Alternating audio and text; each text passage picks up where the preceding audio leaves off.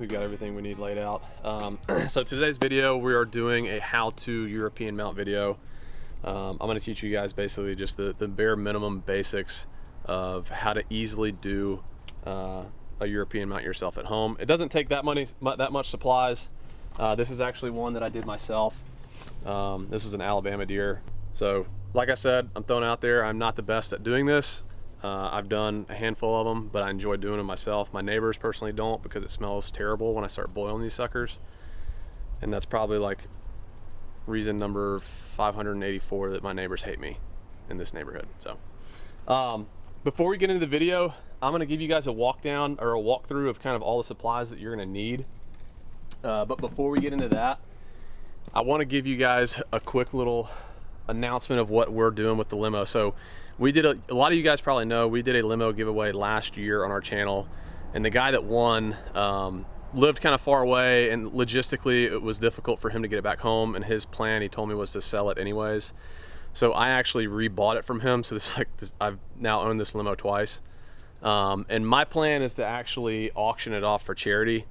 I'm probably going to put it on eBay. By the time that this video comes out, there's going to be some info in the description on where we're going to sell this limo, and the goal is to basically just auction it off to any of you guys out there who are crazy enough or interested in having a camouflage lifted limo, and then we're going to give the money away to charity. So getting into our supplies, obviously you're going to need a burner and a pot. We're going to boil these deer heads, so you're going to need just like any kind of knife. We're going to basically these deer heads have the hide still on them. So we're going to take the knife, get as much of the hide off as we possibly can. A screwdriver is going to help you get the hide off of the base of the pedicles. The needle nose pliers is going to help for pulling all that cartilage out of the nose, which we'll get into later. The coat hanger is for helping loosening up some of the brain matter. That can be difficult to get out at times. So it helps loosen it up, and we'll blow the rest of it out with a pressure washer. You're going to want to wrap the bases of the antlers in plastic wrap, because if you boil the bases, it actually whitens them out and just kind of makes it not look that great. So we're gonna throw some Dawn soap in there to help degrease the deer heads. And then the last but not least is we've got a tub here, and we're gonna put this, it's basically like if you want to bleach your hair, it's a hydrogen peroxide hair product that you get at a salon. We're gonna dump that in there and use a paintbrush to basically just kind of soak it in a bath and then paint over the top of it.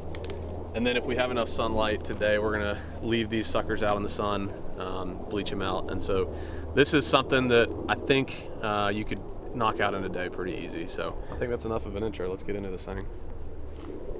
There's really no like perfect way to do this. Just start hacking at the thing. Like I said, this is not like a professional job by any means, but I kind of start from the back, and I'm making a cut over here, and I'm just kind of like peeling away as I'm going down. This is pretty important.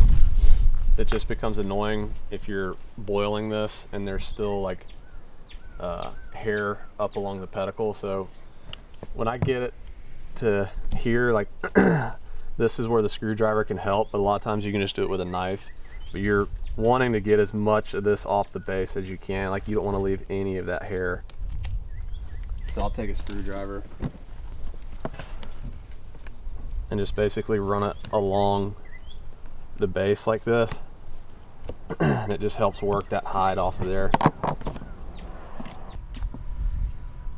So I'm not going to waste my time skinning out the rest of the bottom jaw, because that's going to come off anyways.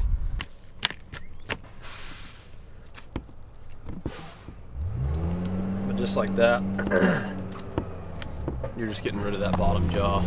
I mean, that was pretty quick work of that. Well, that was really not that bad. I mean, that was probably 10 minutes of just cutting at it.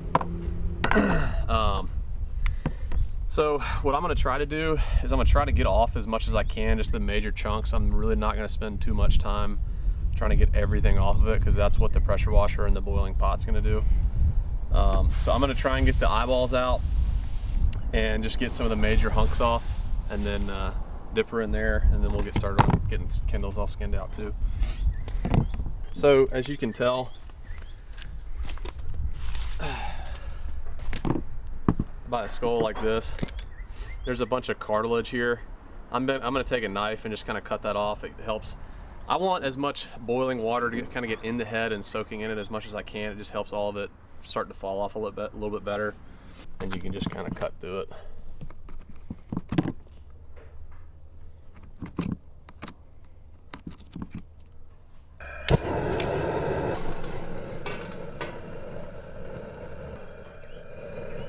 I'm wanting to make sure that this pot gets to a simmer. Like, you do not want this thing to be screaming hot boiling, because if you leave this in too long, it's gonna break apart the skull really, really bad. So the next thing we need to do before we get into that is we've got to get these bases wrapped.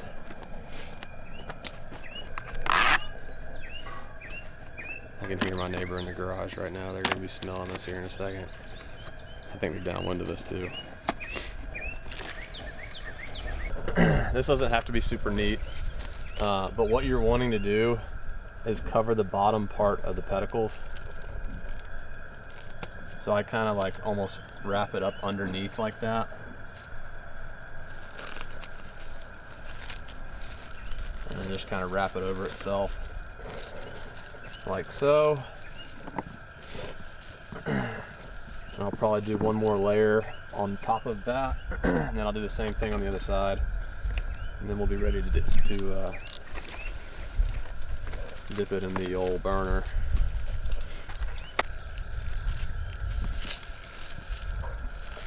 One side down.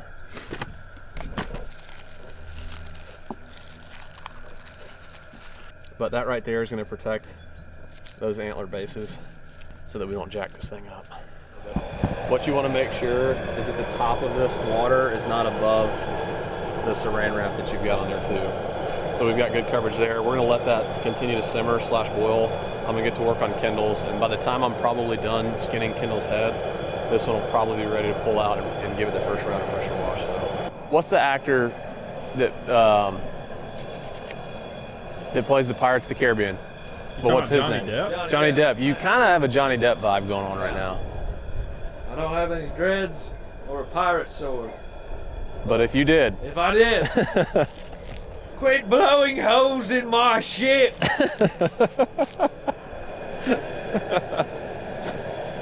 want some coffee? I'm good, bud. Even that is still a little too much for me. I've got it dialed about as low as it'll go, so it'll slowly cool off. As long as you're not like overcooking it, like at that amount of boil for like a long period of time, you'll be fine. That right there is about right. All right, my deer head's coming out. I think it's probably been in there 30 minutes, 20, 30 minutes. So I'm gonna put that on the ground. I'm gonna put Kendalls in, and then we're gonna hit this one with a pressure washer. It's super important to hit it with a pressure washer while it's still warm. That's gonna help make sure all that meat and stuff gets just kind of blown off of there. So I don't wanna waste any time. I wanna go ahead and hit this thing.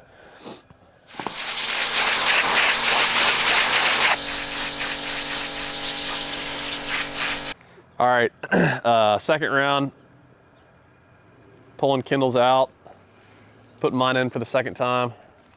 Probably gonna leave that one in there for like 15, 20 minutes. Same deal with Kendalls, about to hit it with a pressure washer. What'd I just say? A pressure washer, I'm gonna hit it with a pressure washer, and again, repeat the same process. Look how low I've got the boil going now. I mean, it's like a real low simmer. And that's because when you've got all that meat off and you're just dealing with like just the bone and you're trying to nitpick some of this stuff off, you really don't want to put a high boil to it because it'll really make the bone brittle. There's a bunch of cartilage in here that runs up the center, and I'll try and show you the difference. So you see how the bottom line right here, that's that main bone on the bottom, and you can see this white cartilage that kind of runs up. For someone who's never done it before, you're probably gonna feel like you're breaking a bone, but you're not. It's really just this piece right here, and you're kind of just chipping away at it like that. I'll actually take a knife and kind of go along the bottom side of it.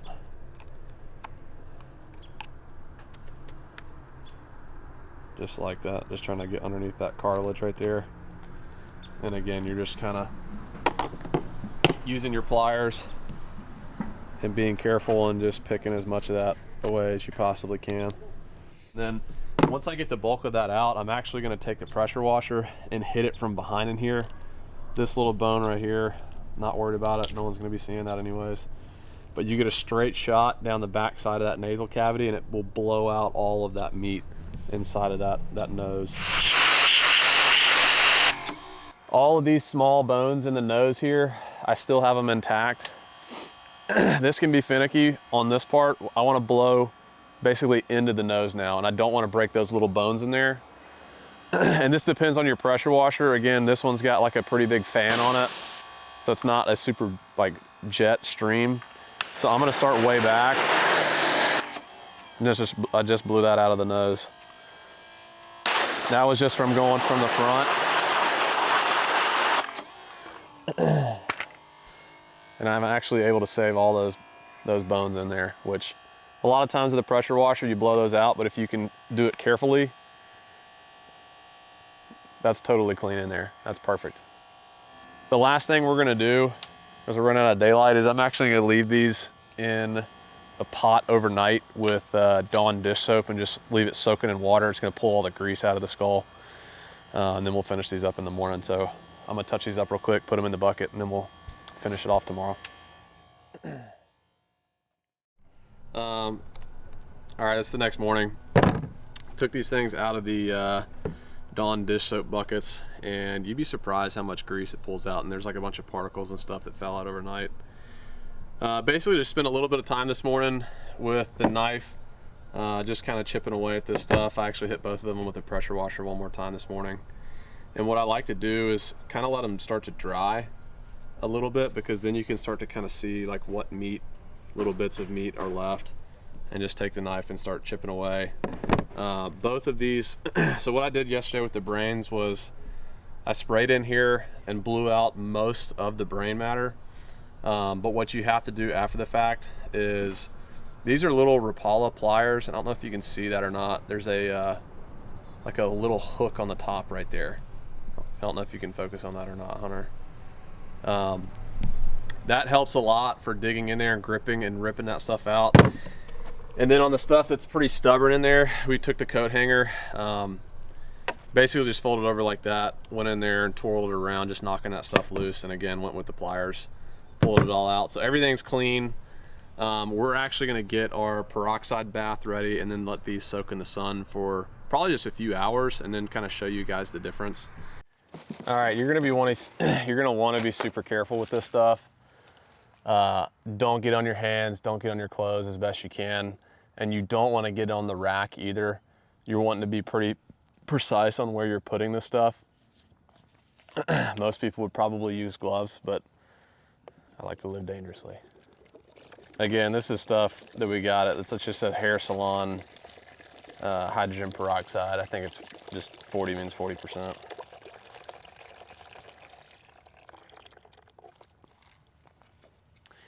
All right, so all you gotta do is do a little bath like that, and I'm gonna drop my skull in like this, and I'm just gonna use this paintbrush, and I'm just gonna start basically just coating this.